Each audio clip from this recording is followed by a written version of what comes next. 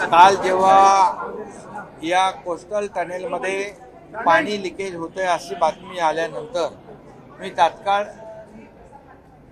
आयुक्त गगराणी यांना फोन केला होता आणि त्यांनी तात्काळ आपले अमित सैनी या प्रोजेक्टचे प्रमुख अतिरिक्त आयुक्त आणि LNTची टीम पाठवली होती आणि आज मी स्वतः या ठिकाणी आलो आहे. काही जोडण्या ज्या आहेत हे जॉईंट आहेत, हे जॉईंटमध्ये लिकेज आहे, 2-3 जॉईंटमध्ये लिकेज आहेत आणि त्यामुळे याची ओल इतर ठिकाणी देखील पसरलेली आहे. यामध्ये या टनेल एक्सपर्टचे जे स्कॉटलंडचे जॉन म्हणून आहे तेही भेटले. आता त्यांचंही म्हणणं आहे की पूर्णपणे याच्यामध्ये स्ट्रक्चरल जे मेन स्ट्रक्चर आहे त्याला कुठलाही धोका नाही आहे. हा जॉईंटमध्ये जे आहे त्या जॉईंटमध्ये लिकेज आहे, जे आपण एक्सपान्शनचे जॉईंट आहे ते, आणि त्यामध्ये आपल्याला इंजेक्शनद्वारे हे आता 2-3 जॉईंटमध्ये पाणी लिकेज होत असलं तरी मी सूचना केलेल्या आहेत. जेवढे 25 जॉईंट आहेत, इकडे 25 जॉईंट आहेत आणि तिकडे 25 जॉईंट आहेत, या सर्व 25 जॉईंटवर ही प्रक्रिया केली पाहिजे. इंजेक्शनद्वारे पॉलिमर ग्राउटिंग हे केलं जाईल अशा प्रकारचं जॉन यांनी सांगितलेलं आहे. आणि त्यामुळे या विशिष्ट कामासाठी विशिष्ट टेक्नॉलॉजीचा वापर या ठिकाणी केला जाईल आणि त्यामध्ये जे आणखी यामध्ये जे एक्सपर्ट आहेत त्यांचे देखील यामध्ये सजेशन घेतल्या जातील आणि पूर्णपणे याचा कायमस्वरूपी परमनंट हे याच्यावर सोल्युशन काढलं पाहिजे. टेम्पररी सोल्युशन होणार नाही, परमनंट सोल्युशन यामध्ये काढू आणि जेणेकरून कुठल्याही नागरिकांना त्रास होणार नाही. आणि आता रहदारी देखील चालू आहे, नाही रहदारीला देखील कुठलाही अडथळा नाही, कारण मेन स्ट्रक्चरला कुठलाही बाधा नाही आहे.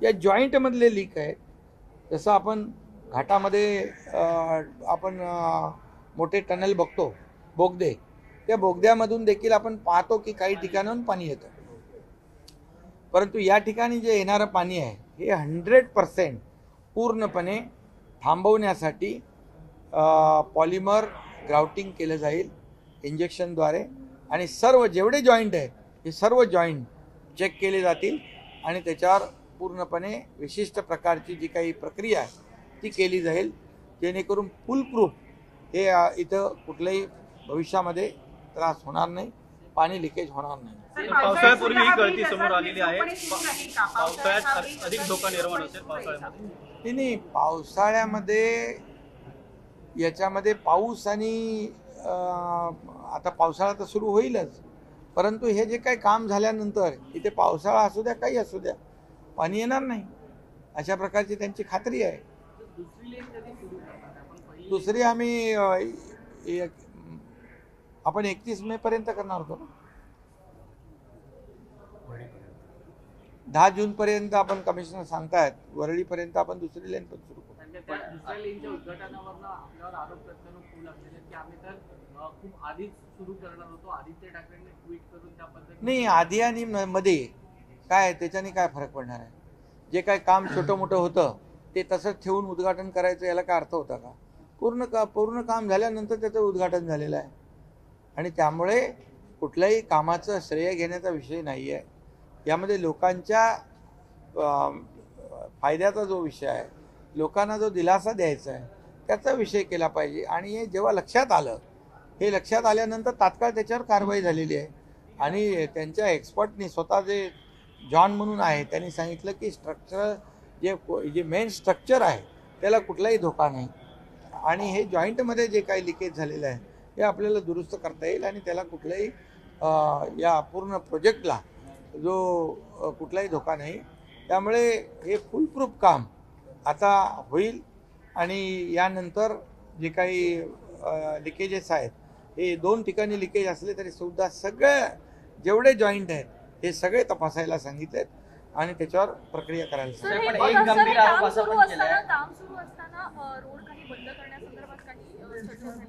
नाही, काम बंद करायचा विषयच नाही आहे. आताही रहदारी सुरू आहे आणि मला वाटत नाही की हे काम करताना रहदारी बंद करावी लागेल, काही गरज लागणार नाही. त्यामुळे आदित्य ठाकरेंनी गंभीर आरोप केला तो म्हणजे त्यांचं सरकार पाडल्यानंतर मुख्यतः या प्रकल्पामध्ये एकतर या कामाचा वेग कमी करण्यात आला आणि खर्च वाढवण्यात आला. मी आता हे सगळं आरोप प्रत्यारोपात मी जात नाही, फक्त एवढंच सांगतो लोकांना यामधून या प्रकल्पामधून दिलासा मिळाला पाहिजे. आणि हा प्रकल्प जो आहे हा अतिशय म्हणजे लोकांच्या हिताचा प्रकल्प आहे. याच्यावर अनेक लोकांनी, अमिताभ बच्चन सारख्या लोकांनी देखील ट्विट केलेलं आहे. आणि हा प्रकल्प कुठेही वादातीत होऊ नये अशा प्रकारचं माझं मत आहे. हा लोकांसाठी खुला राहील आणि हे जे काही छोटे छोटे प्रॉब्लेम आहेत झालेले ते पूर्णपणे फुलप्रूफ दुरुस्त होतील. सर, एक राजकीय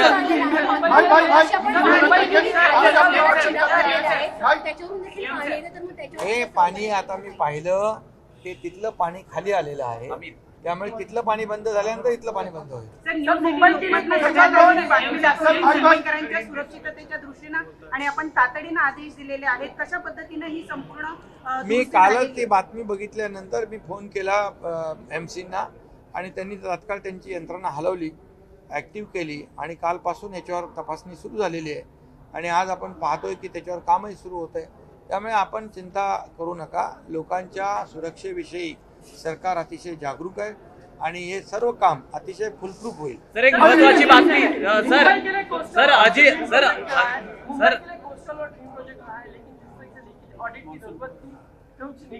नहीं, देखिए ये कोई मेन स्ट्रक्चर को कोई धोखा नहीं है, कोई खतरा नहीं है. वो एक्सपर्ट जो है जो जॉन उन्होंने भी कहा है, उनसे भी मैंने बातचीत की है. तो ये जॉइंट है, ये 2 जॉइंट में से लीकेज हुआ है और इसके वजह से ये पानी आया है. लेकिन मैंने कहा है कमिश्नर गगरानी जी को कि जितने जॉइंट है दोनों टनल में 25-25 वो पूरे जॉइंट चेक किए जाए और पूरे जॉइंट पे काम किया जाए ताकि फ्यूचर में, भविष्य में ऐसी कंप्लेंट, ऐसी तकरार वापस ना हो. और जो भी करना है उसमें वो पॉलीमर इंजेक्शन के द्वारा ग्राउटिंग करेंगे और ये फुल प्रूफ होगा.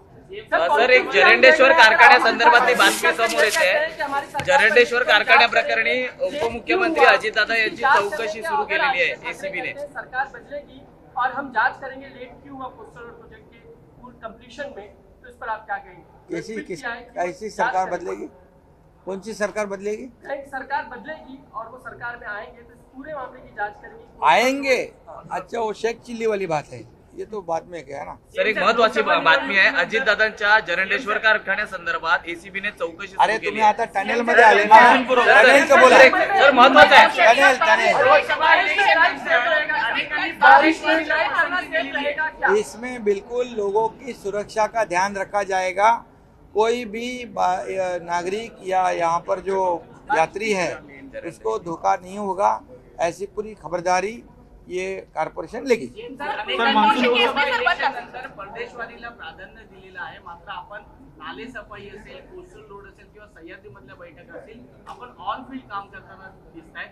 जे परदेशवारीला गेले काही लोकप्रतिनिधी असतील, आमदार असतील, खासदार असतील, काही नेते मंडळी देखील परदेशवारीला गेले, त्यावर आपण काय? आणि तुम्ही अरे बाबा, प्रत्येकाला आपल्या आपल्या जगण्याचा अधिकार असतो, प्रत्येकाची लाईफस्टाईल वेगळी असते. आता मला मुख्यमंत्रीची जबाबदारी आहे, त्यामुळे इथे जर दुष्काळ असेल, काही ठिकाणी चाऱ्याचा पाण्याचा टंचाई आहे, त्याचा आढावा घेणं मला गरजेचं आहे. आज प्री मान्सून वर्क होतं, आता पाऊस येतोय, IMDने सांगितलं पाऊस भरपूर येणार आहे, मग लोकांना त्रास नको, त्यासाठी बैठक घेणं गरजेचं आहे. त्यामुळे ते बैठक तर घेणं माझी जबाबदारी आहे. त्यामुळे कोण काय करतंय यापेक्षा मला माझं काम काय आहे, माझी ड्युटी काय आहे ती मी ड्युटी करतो. मान्सून पूर्व बैठक घेतली आहे. मान्सून पूर्व आढावा बैठक घेतली आहे सह्याद्रीवरती. काय आदेश प्रशासनाला? मान्सून पूर्व बैठक जी घेतली ती अतिशय महत्त्वाची होती. त्यामध्ये army, navy, air force, coast guard, NDRF, SDRF सगळे होते, सगळे विभागीय आयुक्त होते, जिल्हाधिकारी होते. मान्सून पूर्व बैठक घेण्याचं कारण की पावसाळ्यामध्ये जेव्हा लोकांच्या जीवितहानी होऊ नये आणि 0 कॅज्युअल्टी मिशन असं ऑपरेशन आम्ही ठरवलेलं आहे. एक टीमवर्क तयार झालेला आहे आणि त्यामुळे रेल्वे असेल, सगळ्या असतील, लँडस्लाईड एरिया असेल तिथे लँडस्लाईड होण्यापूर्वी तिथे लोकांना सुरक्षित ठिकाणी करणं. मुंबईतले काही लँडस्लाईडचे एरिया आहेत त्यांना मी कमिशनरना सांगितलं तिथे सेफ्टी नेट लावून टाका, त्यांना सुरक्षित स्थळी ठेवा. आम्ही जवळपास 5,000 घरांची व्यवस्था केलेली आहे MMRDची. त्याच्यामध्ये त्यांना सुरक्षित ठिकाणी ठेवण्याचा निर्णय घेतला आहे. नाले सफाईचं काम जोरात चालू आहे. त्यामुळे प्री मान्सूनवर खड्डे, रस्त्यावरचे खड्डे होता कामा नये, लोकांना पावसाळ्यात त्रास होऊ नये यासाठीच आजची एक बैठक झाली. ती महत्त्वाची बैठक होती आणि त्या बैठकीप्रमाणे नियोजन होईल आणि लोकांना दिलासा मिळेल. डॉक्टर्स के द्वारा ब्लड सैंपल्स चेंज किए गए और अक्यूज को जो है वो पिज्जा और बर्गर खिलाया गया पुलिस स्टेशन में. काफी चीजें सामने आ रही है sir. How do you see this? इतने लैप्सेस कैसे हो सकते हैं गवर्नमेंट कॉलेजेस में और हॉस्पिटल्स में? मैं पहले दिन से पुलिस कमिश्नर पुणे इनके संपर्क में था. मैंने पहले दिन से कहा है आरोपी जो भी कितना ही बड़ा हो उसको कोई भेदभाव नहीं होना चाहिए. गरीब हो या अमीर हो, कानून के दायरे में सब एक समान होते हैं और किसी को भी बख्शा नहीं जाएगा. कठोर कार्रवाई, कड़ी कार्रवाई करने की सूचना मैंने दी है. जो बच्चों की डेथ हुई है वो भी किसी के तो बच्चे हैं, तो इसके लिए जितने भी लोग इसमें दोषी है उनको कड़ी कार्रवाई की जाएगी. उनका बैकग्राउंड भी चेक किया जाएगा और मैंने तो पुलिस कमिश्नर को कहा है इसमें डॉक्टर हो या कोई भी हो उसको बख्शा नहीं जाएगा, उसको छोड़ेंगे नहीं. उनको कानून के सलाखों के पीछे डाल दिया है.